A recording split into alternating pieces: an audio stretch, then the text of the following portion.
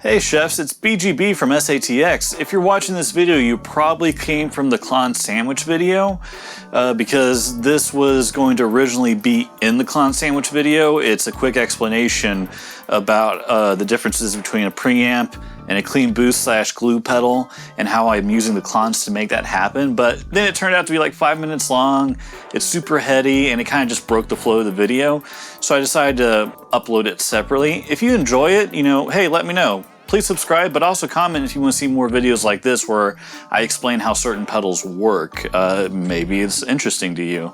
Let me know. I hope you enjoy it. Originally it was supposed to happen between loops 1 and 2 of the Klon Sandwich video before I took it out. So yeah, here we go. Enjoy. Now that we got the first loop out of the way, let's talk about how we're using the clones in the sandwich.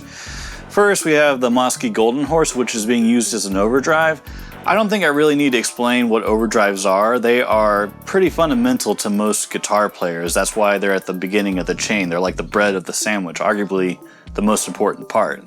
Next, we have the silver Wish clone being used as a preamp. And some people might be wondering, all right, what even is a preamp? How am I supposed to use a preamp in my pedal board? And to sum this up really quickly, every guitar amplifier you play has a preamp in it. And it's the first thing that your guitar signal goes through when you plug into the amplifier. And that's where you really get the sound that makes your amp. And a lot of guitar amps have what's called an effects loop. So you'll plug your guitar into the amp so that way you get the sound of your amp, but then you can send it through your effects. This generally doesn't include, say, your distortions or your overdrives, but more like your phasers, your vibratos, your delays, and your reverb. Generally not your overdrives or distortions, but usually more like your vibratos, your phasers, your delays, your reverb, because they tend to take a bit of definition away from your sound.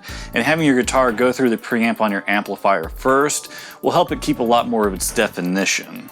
Now, if you're like me and you tend to play older school, kind of like vintage style tube amps, we don't have effects loops on there.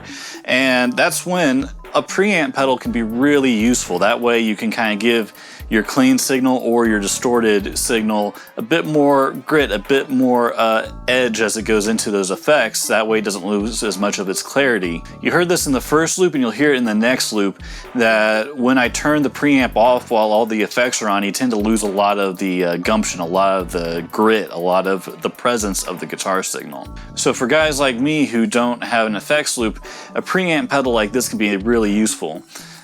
Now, obviously, it's not a preamp pedal, it just can be used like that because the gain gives it a little more grit. It kind of helps glue the clean signal together.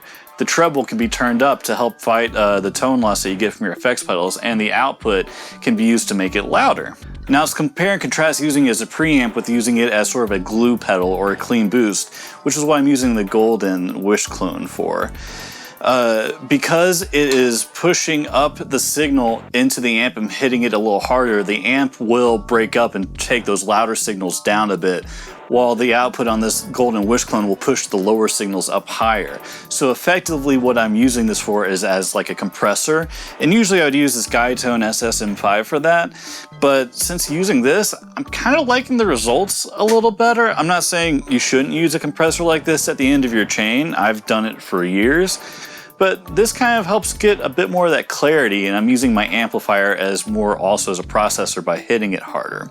You'll notice in the video that the settings on the golden Wish clone versus the silver Wish clone are nearly identical. Yet I'm saying that the silver Wish clone is more of a preamp and this guy is more of a clean boost.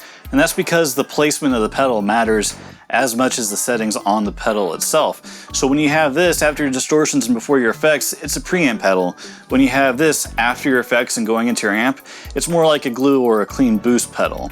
It's like how when you make a sandwich, you need to order things properly. When I make a sandwich, I like to put my lettuce and my tomatoes on before I do my meat and cheese, but then the pickles will always last.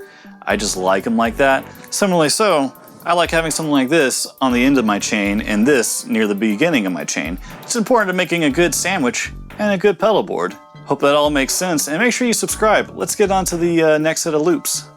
Alright, that was it. If you enjoyed it, again, please subscribe. If you want to see more videos like that where I just explain how pedals work in a signal chain, let me know. It's not something I really thought that might be interesting, but hey, if it is, might as well go with it.